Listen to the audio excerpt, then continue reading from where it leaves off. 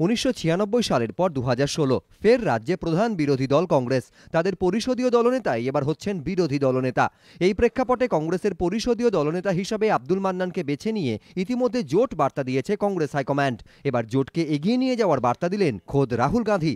এমনটাই দাবি ওম প্রকাশ মিশ্রর।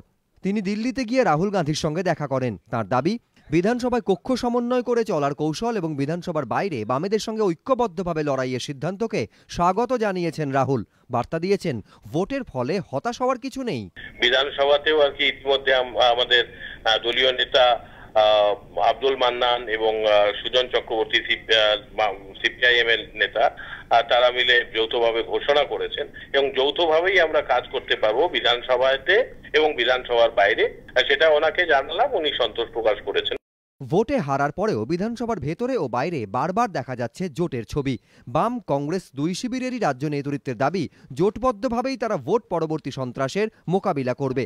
এমনকি কংগ্রেসের সঙ্গে জোট এগিয়ে নিয়ে যেতে পলিট ব্যুরোর সম্মতিও আদায় করে নিয়েছে সিপিএমের বঙ্গ ব্রিগেড।